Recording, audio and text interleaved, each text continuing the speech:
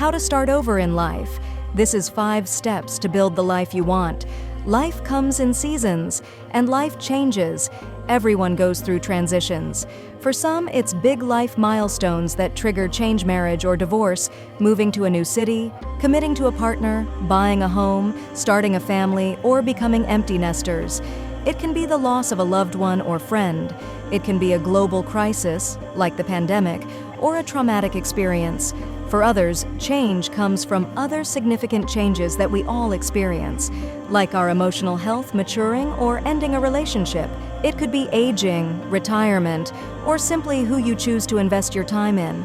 It could be a new career, moving across the country or world, or another life-changing event that catalyzes big change. If you're thinking about starting over in life, you're not alone. It's okay to not know where you're going next. It's okay if you don't have a perfectly planned roadmap to your final destination. We'll talk about what it means to start over in life and the questions you should ask yourself. After all, we each get one life to live. We're all on a journey to find the best version of ourselves, but we don't have to do it alone. If you're feeling stuck, that's okay. Be gentle with yourself. Our data shows that 55% of people are languishing. That's a majority of folks who are not mentally ill but not mentally well either.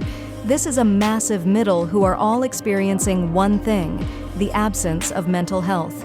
Use what you know best yourself. Let's talk through the 5 steps to starting over in life. Number 1, start with reflection. Before you can make any changes, you have to understand where you're starting from. Personally, I know from experience it can be difficult to sit with your thoughts. It's easy to let your mind wander. Plus, as my coach tells me, our brains are really good at putting up defenses. Make sure you carve out the time and space for reflection. Sit down and examine yourself and your life. What do you notice? You might consider doing some journaling to help capture your thoughts. Number 2, examine your value system. This is a big one. It's likely that your values have shifted over time. If you're changing and evolving as a human and your responsibilities or circumstances have changed, your values often do too. It isn't that you have a wholesale change in all of your values, but the relative importance often changes and some do get left behind in favor of different values that reflect your current age, stage, and circumstances.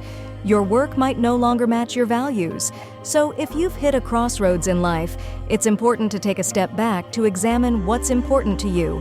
What are your core values? What values come to life in your day-to-day? What values are important that are missing from your life? Do you want to change your values? What family values have an impact on you as a person? You might even consider making a personal vision statement. Number 3, revisit and rewrite your goals. Just because you have written a goal doesn't mean you have to remain committed to it if it no longer serves the direction you want to go.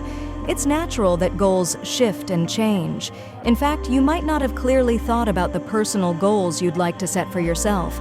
Take a minute to revisit your goals. Think about ways you can do the same for your goals in life. What are the small building blocks that can help you reach your big goals? How have your goals changed over the years? Number 4, work up the courage to commit to change. Committing to making a change is no easy feat.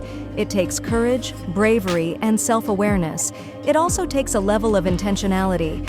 Once you know your values, your goals, and where you're starting from, it's time to map out your next move. In a lot of ways, this step is more about a mindset and perspective shift than anything. Rather than starting over, think of it as starting fresh. You get to shape your new life. Positive self-talk and encouragement can be good tools here. Remember, you're in charge of your life.